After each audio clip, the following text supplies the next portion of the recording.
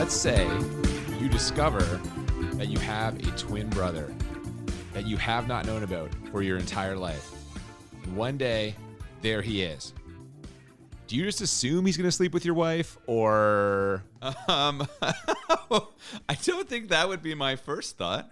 I wouldn't assume that my new brother that I've never met before, his first intention is to have sex with my wife.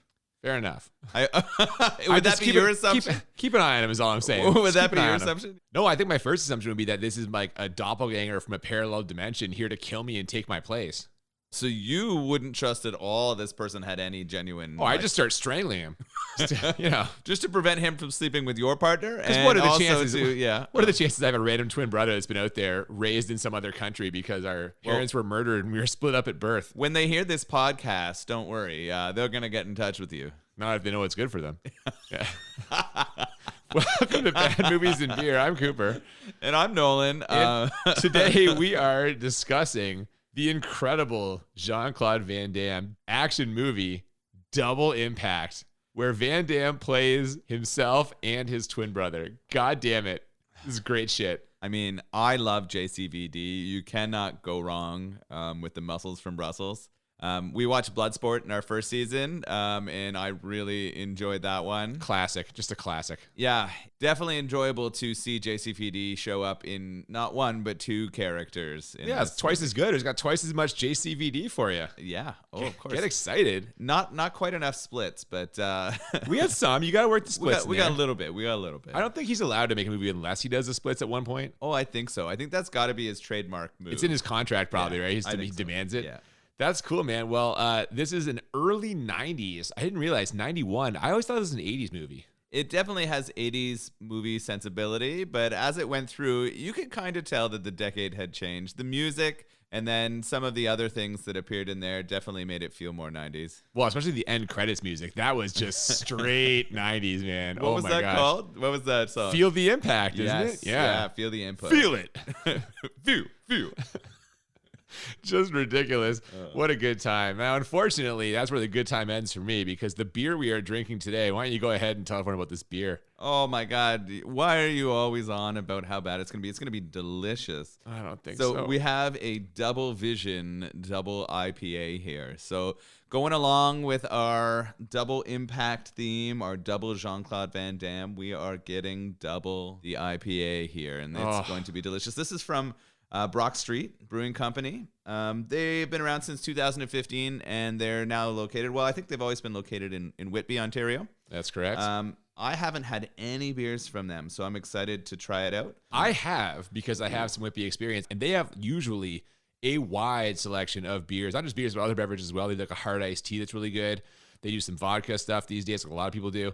But yeah, just generally speaking, they usually have like 10 or more beers readily available at all times. And I've had a good experience with a lot of their stuff. That's cool. This one is, I guess, a part of their signature series. So I think it's one that they make fairly frequently. Yeah, sometimes. They definitely brew it every year, but I don't think it's available all the time. But yeah, you can find it pretty easily. If it's not out right now, it'll probably be out again within the calendar a few year. months. Yeah, definitely. And I think, again, pretty good connection here. Double vision. You know, Jean-Claude Van Damme himself is a double vision in this, playing himself and his twin. So love it. Yeah, we're doing okay. So, I guess we should probably... Yeah, you're stalling here. This is the most you've ever talked about a beer before. You're nervous. You're nervous to get into this, just like you'd be nervous if you met your own twin. Yeah, same exactly. feeling. You're having the same feeling. You're just thinking about him r***ing your partner. Yeah, I'm worried this beer is going to try it. No. So we open with some intense music as the camera pans over a forest, revealing the Hong Kong skyline, and we end up at a ribbon-cutting ceremony for the Victoria Harbour Tunnel. The first characters to speak are some rich old white men, one of whom looks kind of like a discount Wayne Newton. I didn't make that connection, but I like now that you've pointed this out. It seems like we're celebrating the creation of a tunnel underground, which is supposed to improve the life of all of the people in the area. I'm confused. Is it connecting Hong Kong to Australia? Why are there Australian flags everywhere? No, I think those are the Hong Kong flags. What? With the Union Jack? Yes. All right. Well, either way, after the ribbon cutting ceremony, the rich old white men are driving home in their luxury cars, celebrating each other's successes when suddenly one of them, Paul, picks up a tail. Another car shows up, starts following him. We get the impression that the guy in the other car, Frank, is his bodyguard, and once he figures out something is wrong, he races to try to save them. Alas, it's too late as a crew of hired guns, including Bolo Yung, the Chinese Hercules, murder Paul and his wife. But they don't murder his twin babies, and if you can't see where this is going, I don't know what to tell you. I wondered where this was starting until we get those shots of the twins in the back of the car, and then we're like, oh, their parents are done.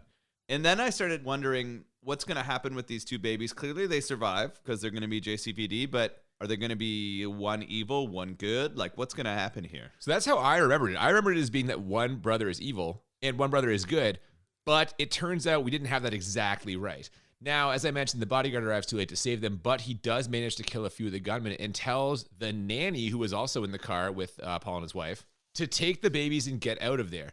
Inexplicably, she only takes one of them, and Frank makes off with the other, but not before he sees the great value Wayne Newton, a.k.a. Griffith, who apparently set them up. From there, we find out what happened to baby number one as the nanny drops him off at a French orphanage in Hong Kong, which, if it made any sense at all, would be a good way to explain JCVD's accent, kind of. It is hilarious how they work that in, right?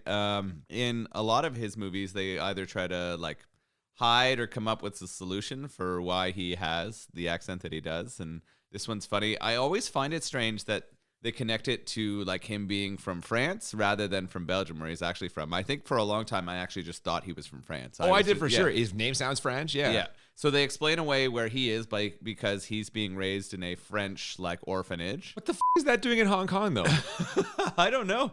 It's a good question. It's being run by nuns. Well, most orphanages are, I feel. Yeah. So I guess like there's a large French Catholic like population in Hong Kong. I don't know. In the world, I don't know. But yeah, maybe they find a spot all over.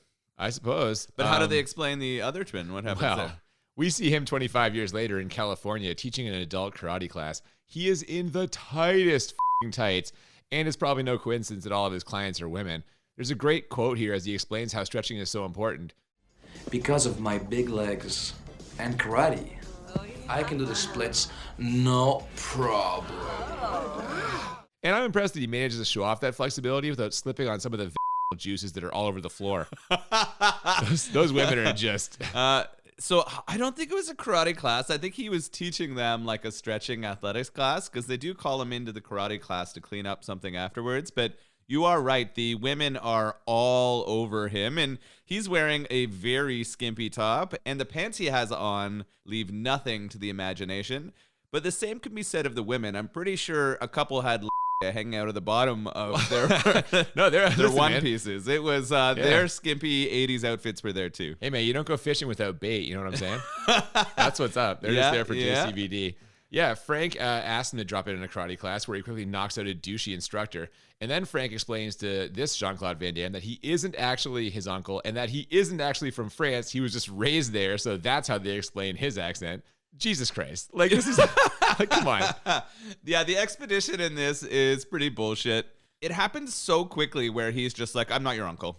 And then he explains, your parents were killed and you and your twin brother got separated. Separated, but they both ended up in places where they speak French. What a coincidence. Oh, how'd that happen? Anyway, they need to go to Hong Kong, and they do. Once they get there, they head to a mahjong parlor, which is clearly a front for something. And there's a strange moment where one of the locals sees Van Damme and hands him a wad of cash. It's almost like he's mistaken him for someone.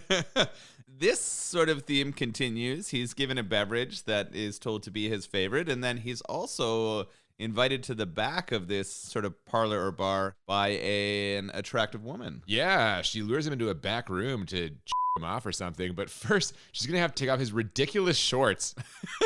These shorts are absurd. Oh, I love them. He's wearing these pink shorts. He's wearing them a bit high. He's kind of has them Jesus Christ, he has them right up to his like belly button, so they're making them look extremely small and short, and they are definitely hugging his groin excessively because of it. But it's funny. She opens up the zipper of these shorts and reaches in and feels his silky black underwear. And while she's touching his dick, what is he saying? Well, he tells her to keep going, first of all, and then mentions that he's got a surprise for her. A big surprise. A huge surprise. But before any of this can go anywhere, the other and clearly more badass Jean-Claude Van Damme comes in, Turns out this is his lady. He doesn't take kindly to some same-faced imposter trying to get an old-fashioned from her. So he knocks him out with a headbutt.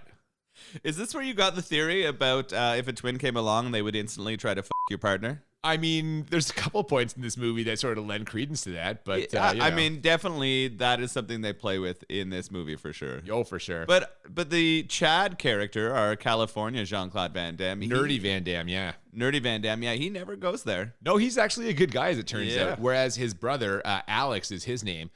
We get the impression he's kind of involved in some shady business. When the nerdy JCVD comes to, he wants to know what's going on, and Frank obliges, explaining to him that he has a twin brother, and that the poor man's Wayne Newton Griffith murdered their father after the completion of the harbor tunnel from earlier. And I don't know about you, but I spent this whole scene watching to see if they would ever be in the same shot. And they are at one point, but you can tell it's two different shots. They don't quite line up properly. Like badass JCVD isn't directly facing Chad when he's talking to him, right? Like they didn't quite get it right. I instantly was doing the same thing. Most of the shots are them with the other character, so not together. But when they do get to the one where they are together, you can tell it's a green screen. You can see the outlines. And you're right. Whatever point of interest they had them look at when they delivered their lines was just a little bit off. Yeah, not quite. It's okay. It's not great. It's not great. It doesn't hold up to what it would look like today, right? This would be extremely easy to do and would look incredible today, right? But you can tell it's dated with the technology they used to put them on screen together. Well, and yet this, I think, is the best scene of that in this movie. Like it gets worse as they go along, I feel. The two of them appear in the same shot a few times, and it gets like progressively worse. Well, they make the connection between them like closer and stronger throughout. And anytime there's going to have to be physical connection between JCVD and himself, it's obviously a lot harder, right? Oh yeah, we'll get to that though. So the plan is revenge. They're going to get revenge for the death of their father. And they set out by boat to like infiltrate this gang, I guess. Turns out it's actually some kind of an exchange as a few Asian guys come aboard with a suitcase and are about to leave with a couple of Mercedes full of cigarettes and VCRs. Early 90s. Yeah, so we think, or I think when we're going into this, that we're going to start building some information on the people they're going to take down. But really, it's Alex trying to finish off some of his own smuggling business, right? It looks like he makes his money bringing things into Hong Kong or trading them with the Chinese. Yeah, but I don't think he's very good at this because the Hong Kong Harbor Police show up like immediately. And of course, Alex thinks that the other guy set him up. They think that he set them up. So we get a giant fight. It goes sideways. This badass Jean-Claude Van Damme just kicks the shit out of all these dudes without ever taking a cigar to his mouth. And they race away, losing the cops after dumping the cars in the water and shooting them until they explode. So go ahead. I know this bothered you. Come on. What do you got? Oh, this scene was funny. I do like how they were able to dump the cars and start getting away. When they started shooting the car, though, I was visibly upset. I was screaming at the television no, because I knew what the plan was here. Okay, but at least they're shooting it with like an assault rifle. It's multiple shots. It's not one shot from a little pistol and the whole thing blows. Like, come on. Yeah, it was better than the average, like, explode a car with a gun scene. I guess that's true, but it still makes me upset. I still don't like it. Plus, the cigarettes are flammable. Come on. Yes, they contributed to that explosion. Anyway, the dynamic here between the two brothers is hilarious. It's like a mismatched buddy comedy, only they're both being played by Jean-Claude Van Damme. It is funny. For a while, this like different Jean-Claude Van Damme, like each one as a separate character, works actually pretty well. Like, I feel like they are different characters and it's clear and they're showing different personalities. Yeah, you know what fair, I mean? Yeah. Like, it's easy for me to follow as them being separate things. That's going to get mixed up about halfway through, though. To your point, the nerdy version, Chad, is mortified by all of this. But his badass brother, Alex, flips him one of the Mercedes hood ornaments and says, Welcome to Hong Kong. so he's a little, he's a little more unflappable. The next day, they try to make a plan over lunch with badass JCVD's lady. Danielle is her name, but she storms out before they can get started. Turns out she's been working for Griffith for the last 5 years, and that probably isn't ideal. Sure enough, right on cue, Chad gets grabbed by some goons, one of whom is Bolo Young, who's definitely looked better and stuffed in the back of a car. He's lost a significant amount of mass, I feel, from Bloodsport to now. He's still massive. In this movie, they spend most of the time with him fully clothed. You don't see his arms and chest that much, where in Bloodsport, he was like topless the entire time we see him. But you're right. I think he might be a little smaller. They have really messed up his face. In the flashback scene, the start thing that starts the movie, you do see a bullet break a window in front of his face, and he's clearly got some scars and a damaged eye from that experience. Yeah, that kind of milky white eye that Yeah, they do a good job with making him like a villain, though. He does a good job in both of the JCVD movies. I understand why they've gone back to this well of having him be that evil character. Sure. He does great. Yeah. We've clearly got a case of mistaken identity here, as the guy in the car, who happens to have a cigar box that Frank had given JCVD's father on the night he died, thinks he's his brother and is mad about the car deal. When he offers this Van Damme a cigar, he notices the box and reacts immediately, despite having very little information that would allow him to connect these dots. Yeah, this is one of those weird scenes where the audience knows so much more than the character in the movie. They're trying to tell us something that the character shouldn't know, but the big up here is he realizes that it was his father's. I mean, it has the 3 initials, but it is really weird. But he's there. He has tried to tell them once that he's not his brother, but then starts taking a different track, right? He then decides, okay, they're not going to believe me. I'm just going to have to roll with it. And he does. They roll right to some kind of like industrial yard in the middle of nowhere, which is never a good sign. But apparently these guys aren't going to kill him yet. This is all a prelude to another deal that is going to allow him to make good in the misunderstanding from earlier. Instead of accepting this to get out of there in one piece, though, he tells the boss to go f*** himself. And we've got a big fight scene, which ends with Bolo Yoon karate chopping him right in the and bashing his head against the side of a shipping container. Yeah, JCVD takes it pretty bad here. He starts out pretty strong by beating the first 2 goons who come up. But he does not stand on his feet much longer. Jean-Claude gets, like you said, chopped right in the and smashed against this shipping container. Yeah, it's a hard L for him on this one. And they end up dumping him in the middle of the street in Hong Kong. He tells Frank about the big guy with the scar, and he tells Frank he's in for this revenge plan. His twin brother is in too and sits down next to him in what is our first, unfortunately, terrible green screen effect. There's like an outline around both of them. I think this was the most egregious green screen editing disagree. mistake. The truck. Oh, yeah. Okay, you're right. But this is bad too. Yeah. Let's not split hairs here. This one you see more of the green screen outline, yes, I think, than the truck one, but the truck one is just so unbelievable. Now, they decide to use the badass JCVD, Alex's lady, as a spy on the inside.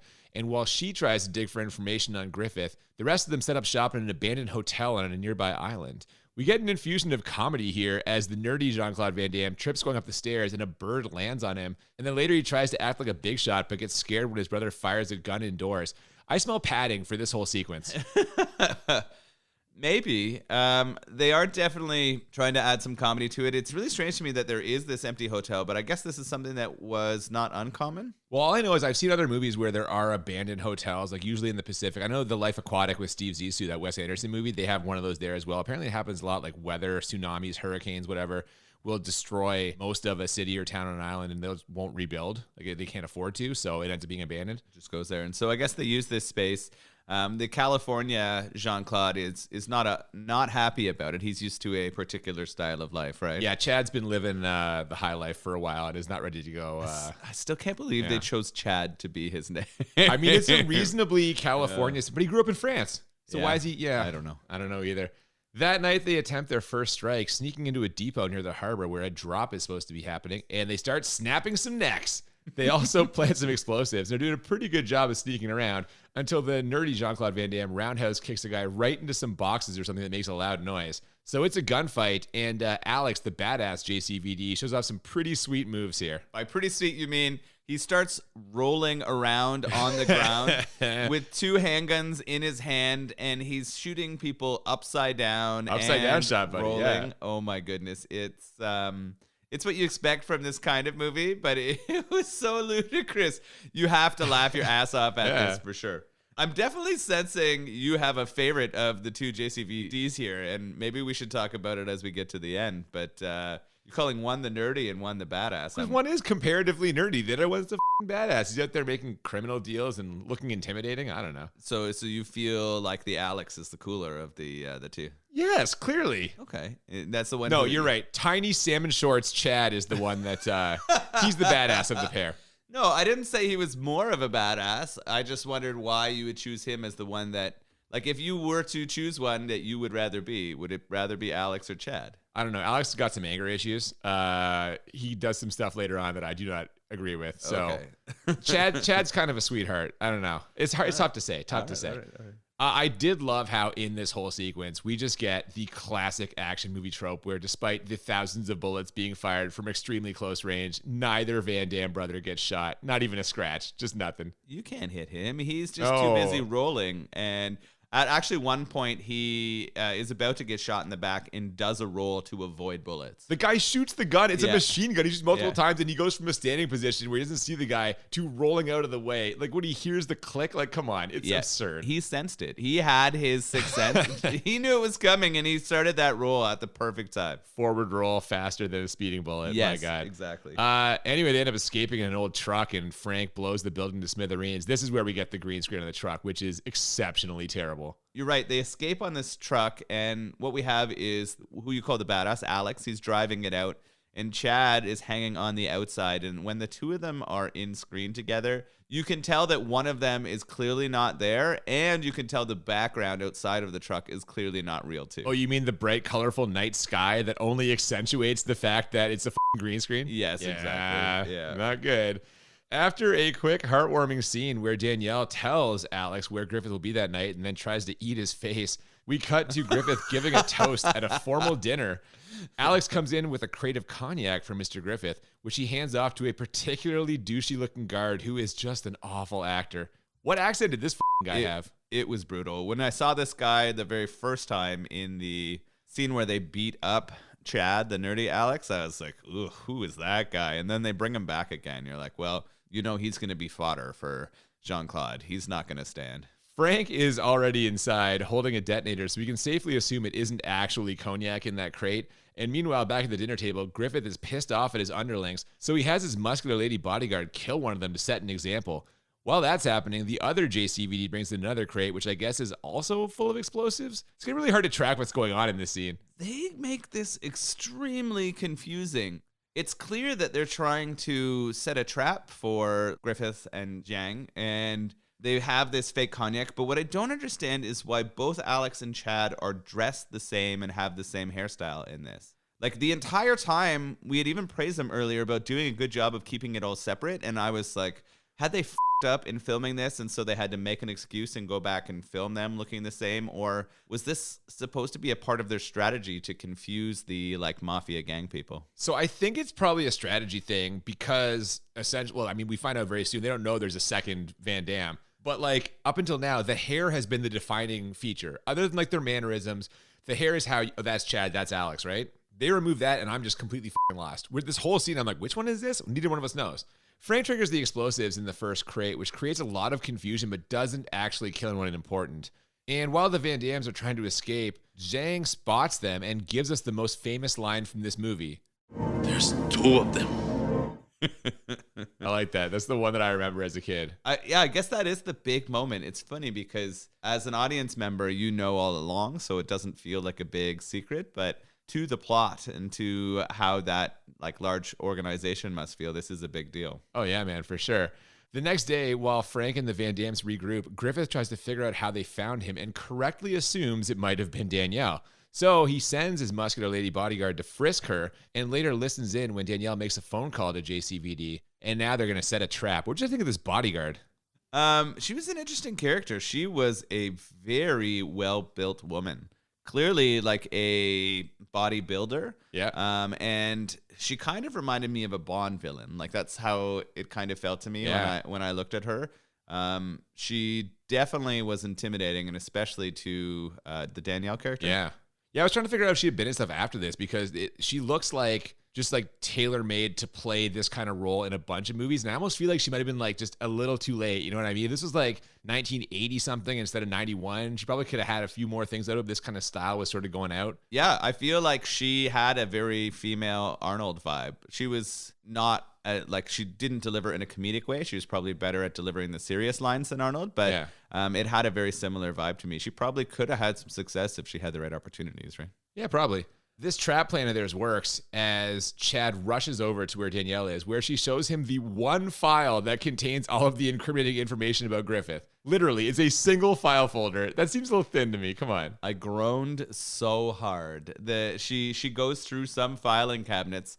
Who knows why she has access to a file that talks about how both of their parents were murdered after this tunnel was created. Yeah, why would you keep that at the office? There's right? no way this would be in the file room. Like, no f***ing way. There was no, like, key card or code or anything hidden, right? I guess this is pre-computers, so, like, you wouldn't find the same kind of information as you would probably hide on a computer somewhere. It would be much more believable now if someone just, like, logged into a computer and tried to steal, like, a hidden file or something. Yeah, back then, that should be in, like, his safe in his, like, mansion or something. Yeah, not exactly. at the office where he can walk in. I agree. Either way, Griffith is onto them, and they have to get the hell out of there. They really do, because that badass lady is just mowing people down left and right to chase after them. Yeah, they get confronted inside of the place where Alex lives, and they escape out a back door, and then we have a chase through an alley, and then we have a chase across a pier and some boats, and then a helicopter chases their boat. Yeah, you know who's not afraid of a Hong Kong chase scene? Jean-Claude Van Damme. Wait, one of these in Bloodsport, another one now? Yeah, no, they love the back alley chase scenes too, right? The kind of look gritty in the scenes behind the scenes. Yep, as you mentioned, they end up escaping by boat, but the muscular lady grabs one of Griffith's helicopters, I guess, and spots them from the air. In fact, she spots the whole base and flies back to tell Griffith where they are. While all of this is happening, badass Jean-Claude Van Damme, Alex, he's like a caged animal, imagining his lady getting nailed by his nerdy twin. And the screenwriters are nice enough to give us a visual of them passionately banging, including some shots of her incredibly fake boobs. And I'm just praying this leads us to an all green screen Van Damme versus Van Damme fight. You could tell they're building to that, right? The way that they're making this Alex character just get hammered on what is he drinking? Johnny Walker. Johnny Walker. There's so much Johnny Walker in this movie. So much product placement for that. And these hallucinations are pretty accurate scenes, I guess, of what he thinks is his brother and his girl doing it. And I guess if it's your twin, they're going to look pretty similar to you. You're going to be able to imagine this pretty accurately. Oh, for sure, man. Yeah, his car looks like your so you just know exactly what to yeah, probably. Do you think twins have the same shape and size? I probably, yeah. No, if they're identical. I don't know. That's an interesting question. You think identical is just face, not, I don't know. That's we need some. If you're an identical twin and you're listening to this podcast, can you please message us and let us know if you and your twin brother have the same I'd love to know this information. I mean, I guess this isn't kind of the internet search you want to make, but it might have results out there. It's possible, yeah. I'm sure I'm not the first person to think of this question. Anyway, while this is going on, I'm getting so excited for this Van Damme fight, and it happens as the badass Jean-Claude Van Damme, Alex, slaps Danielle and incurs the wrath of his nerdy brother, Chad. Now, they don't go green screen here, but instead just alternate over the shoulder shots with a stand-in, so you only ever see one guy's face. Yeah, you did call this. We were debating how they were going to make this happen. I mean, it made the most sense. To have them fight and try to make impact with each other on the green screen would have led to some of the fakest-looking martial arts you've ever seen. It'd have been interesting if they both knocked each other out at the same time. I would have liked to have seen that shot, like where they both kick each other and then they're both, yeah. That one should have happened in this, and it didn't, but that's okay. That would have been funny, man. Anyway, Frank breaks this fight up by firing a machine gun in the air, but it seems like the team is falling apart when Alex calls Chad a early 90s, and Chad decides to swim back to California. It's unclear whether or not he makes it, but Alex wakes up on the beach the next morning just in time to see a whole team of commando-type guys landing on the beach and storming the hotel. Yeah, what a way to wake up after drinking a 40 of Johnny Walker to see an army of people storming where your girlfriend and friend and maybe brother who you're at odds with are. Yeah, and we get some gunfire, which also wakes up Chad, who I guess decided not to try to set a world swimming record after all. And the two of them work their way back to the hotel by dodging more bullets and breaking more necks. They love this move. Yeah. So many silent kicks to the face or neck snaps for them to take down one by one the army. It's hilarious how often these military people who had stormed the beach are either alone or just with one partner. You know that one or two people won't stand a chance against JCVD. No, especially when both partners are facing the same direction. That part kills me. Come on. It's true. Now, unfortunately, by the time the brothers get there Zhang has already taken Frank and Danielle back to the mainland where they are chained up in a boiler room and just getting worked on by Bolo Yeung. Oh my gosh. Yeah, Bolo's there along with another goon who we see briefly, but they haven't introduced a lot. I call him Mullet because he has this glorious curly black mullet, and he also has what are those things that cowboys attach to their boots? Spurs. Spurs. Yeah. He has spurs, and he uses those in his fighting. Oh, he slashed one guy's throat with one earlier. Yeah, that was graphic. So we've got Yoon here, like our really strong guy messing people up, and then we've got the sort of mullet cowboy going off as well. So another brothers have to sneak in to rescue them, which they attempt to do, but Griffith realizes they're coming and starts talking to them over the intercom. He even has Bolo Yeung pretend to kill Frank while they listen, which leads to Chad giving us a good old-fashioned, "No!" I love it. This was really good. You need to have in one of these movies Jean-Claude Van Damme slow-mo reaction face. Oh, he had that too. Yeah, right? definitely. Like this happened during the no scene. You need to have him like break or snap, and then you know it's over. You know the bad guy's Yeah, like this always happens, Yeah. right? Where you get that point where you just push him too far, and when you push him too far, the game is over. Absolutely. Can't push a man too far. The exterminator taught us that. As they get deeper into the bowels of this boat, they each face separate challenges. Alex squares off against that guy wearing the spurs that you mentioned earlier, kind of an ancillary bad guy, but whatever. They have a interesting fight in the kind of a shadowy room. There's like a single light that's like lighting half of their faces. It's like pretty artistic for what this movie is. Yeah, I really liked this fight. I was not intimidated or worried for Jean-Claude by the character they put against him, but I like the way that they played with the lighting to make this a mysterious and kind of suspenseful combat scene. Yeah, man, it's pretty cool. Now, Chad, on the other hand, has to face Bolo Yeung. We got a little Bloodsport rematch here. This seems like a much stiffer test than sort of the mullet Spurs? cowboy. Oh my God, yeah, for sure. Kind of do the short straw on that one. Yeah, Yoon tears off Jean-Claude's shirt pretty early and then also takes off his own. So we're getting to see some of the bulk and physique of these two as they're going to go at it. I will admit, when he took his shirt off, he did look bigger. Like, he didn't look as big as Bloodsport, but he looked bigger than I thought he did. So Yeah, he's big. Well, he starts showing his feats of strength by picking up these giant flammable barrels of liquid and trying to crush Jean-Claude. He's like Donkey Konging him. Yeah. He's just constantly throwing barrels at him. But Jean-Claude Van Damme eventually powers up and spin kicks him like 10 times in a row.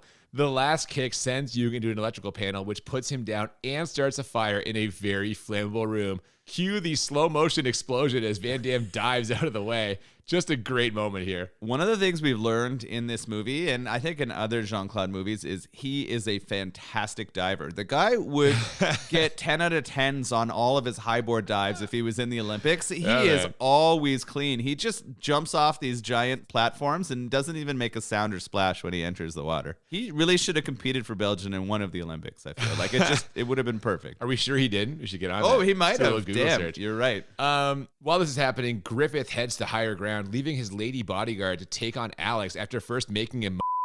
He drops down into the ceiling like a fucking spider monkey and just crotch right in his face. We had seen her very muscular thighs early, and I thought this was going to be... I think it's a scene in one of the Bond movies where Famke Janssen. Is it? Where it is. she has very strong thighs Yeah. and she tries to choke him out with her She kills legs. dudes while they're sleeping with her. Yeah. Yes, exactly. So that's what they're kind of alluding to here, but luckily, with just a flick of his tongue, he's able to drop out of there. and Oh, Jesus Christ. he gets out, and then we have a bit of a battle.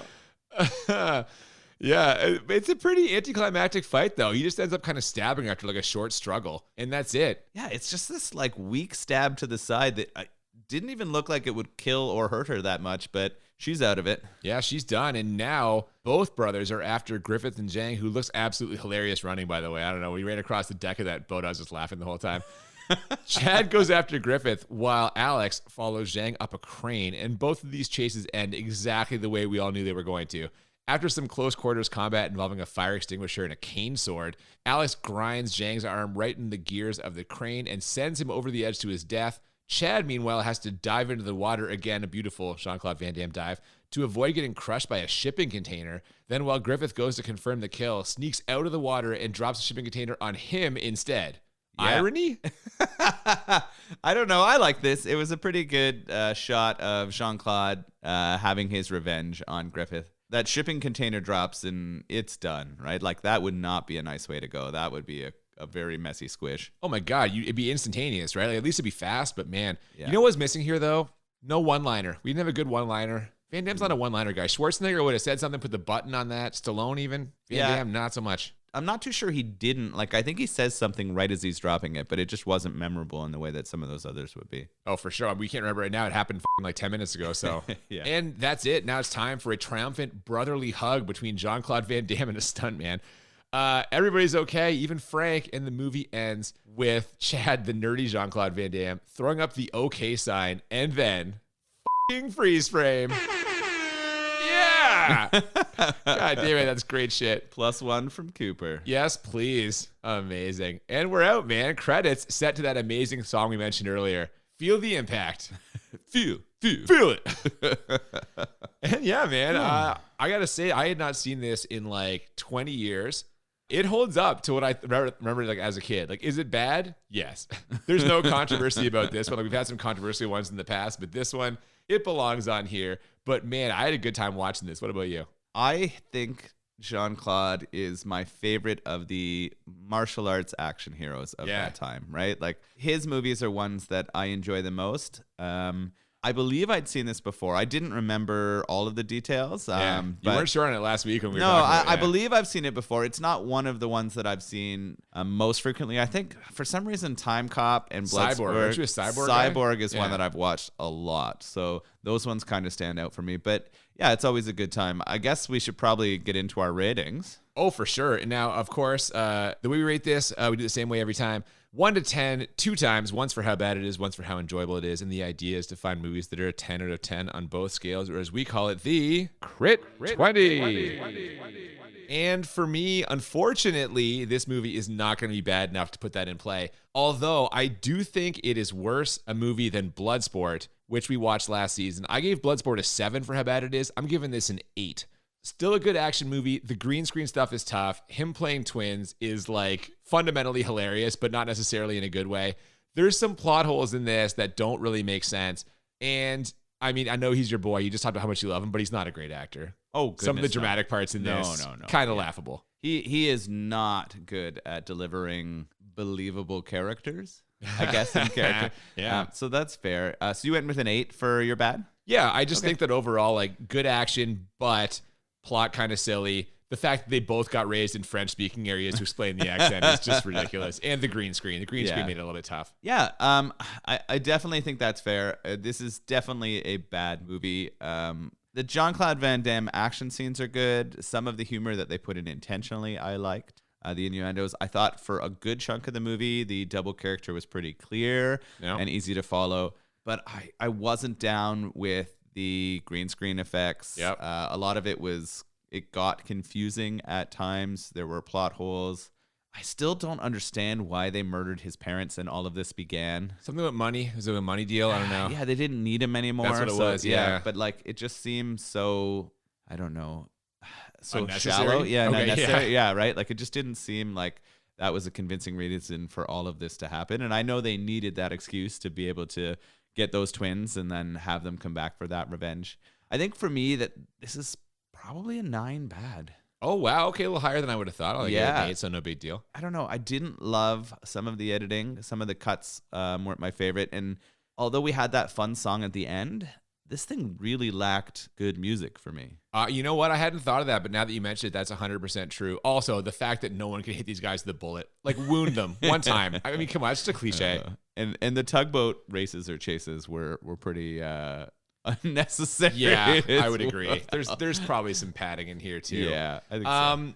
How enjoyable though for you? You're a JCVD fan. What'd you think? I am, and I did enjoy myself. I thought it was fun. It actually felt a little draggy, like in the sense that they didn't get into the really good fights in action until too late for me. I think they had to try to build the double characters for too long. But I did enjoy seeing him in those two roles. I liked and laughed a lot about how they tried to make the twin thing work with one actor, which is always fun.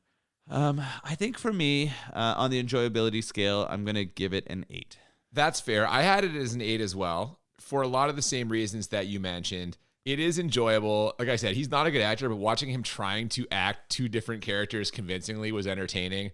As much as some of the stuff is like cringy and like laughable, that makes it enjoyable for me. Like I enjoy that stuff as well. So yeah, my other thing I guess is, as you kind of mentioned, the fight scenes, not only does it take a while to get to them, they're all very short. We didn't really have any like big epic fight scenes. So like, you know what I mean? They're all over relatively quickly, even with like the toughest of like the bad guys. So for me, I could have done a little bit more action.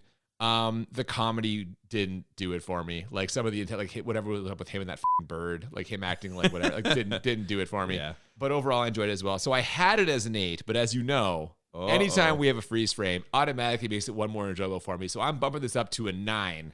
9 enjoyable. I will definitely watch this again. Good time. You know what we haven't had in a very long time? What's that? Is somebody punch someone else's head off. It's been a little while, yeah. Yeah, that was my automatic +1, and I don't think I've got to drop a single one of those this season that I can remember. Well, clearly we're just going to have to try and find a movie in the future where that happens again, because it's been a little while. Did it happen in Flash Gordon? Did someone get their head punched off in Flash Gordon? Maybe. And I don't even think I added that. That could have been a 21 for me. Because we had a couple in the first season, like a few, I think. Yeah, I think there was 3 or 4. Yeah. We saw one in Jason Takes Manhattan. Definitely. We saw one in Killer Clowns. Yeah. Just trying to remember. I think there was one more as well, but whatever. Yeah, that's funny. Yeah, you might need to find a new +1 rule, but for me at least, the freeze frame puts me over the top. However, I was not put over the top by this beer. Really? You're surprised? It's a goddamn double IPA, man. This is not my wheelhouse whatsoever. And is it just because it's strong? Like, is it the alcohol content that's holding you back rather than the flavor? No, it's the flavor. It's not the alcohol content at all. This tastes like, I know this thing. I got optimistic when I read the label here, because it says it's balanced by a sturdy malt backbone. It only has medium bitterness and a clean and refreshing finish. But to me, this was still like a very IPA-ish beer. Yeah. I don't know, dude. Not that refreshing for me. It's got to be the hops, I'm guessing. I would say it's a good example of a West Coast IPA. So you definitely have that malt backbone. To me, it has a lot of those caramel and darker notes. And the hops that they use are floral, but not extremely citrusy or fruity. Wait, I got no fruit out of this at all. Yeah, a lot of the more East Coast style IPAs have a much more like fruit forward kind of taste and finish, and that doesn't exist in this one. I liked it. It's good. I think as a double IPA, it doesn't jump out at me as being like way stronger than a regular West Coast IPA. That'd be helpful, I guess, for a lot of people if you're like an IPA drinker who doesn't really want a super. No, I think it's clean. If you're looking to get a very easy to drink double IPA in the West Coast style, then I think they've done a really good job here, the Brock Street people. I'd be interested to try some of their other styles. This is like the West Coast style is not my favorite IPA style, so I wouldn't crush a bunch of these, but I'm glad that I had one. Yeah, they've got a bunch of other stuff worth looking at. They do a bunch of fruited sours, which you know I love. They also have a series of lagers and like ales and stuff. Also, I know that right now they have a pretty decent holiday selection. They have a gingerbread saison. They have a peppermint stout, like a spiced holiday ale, I think. So they do a lot of stuff. We're checking out for sure. And actually, if you like hard iced teas, theirs actually tastes like iced tea. Like I've had a few that taste, you really taste like the vodka or whatever. Theirs just tastes like a legit iced tea. They have 4 different flavors. Really refreshing in the summer. So Brock Street Brewing, man, they're doing a lot of stuff down there. Worth checking out for sure. Yeah, we got to try that out. I would love to try some of those other things you talked about. That Christmas pack or that winter pack sounds delicious. So that'll pretty much do it for this week. Next week, speaking of Christmas and the holidays, next week is our Christmas episode. And as promised, 1 year ago, when we watched Silent Night, Deadly Night, our first ever Crit 20, we said to ourselves, we got to watch the sequel next year, set up so perfectly by the first one. And so this Christmas, next week, we will be watching and discussing Silent Night, Deadly Night, Part 2. Nice. Was Silent Night, Deadly Night our top rated score of all time? I gave it a 19 and you gave it a 20. So what's funny is the next time we had a Crit 20 with Human Tornado, it was also a 19 and a 20. So yeah. So the two of them are holding that, yeah. And possibly Flash Gordon. Did I give Flash Gordon a 19 or an 18? Because that was your Crit 20. Yeah, so I don't remember, so it's possible. But it was our first it was the first one ever. I'm excited. I'm excited to see this one.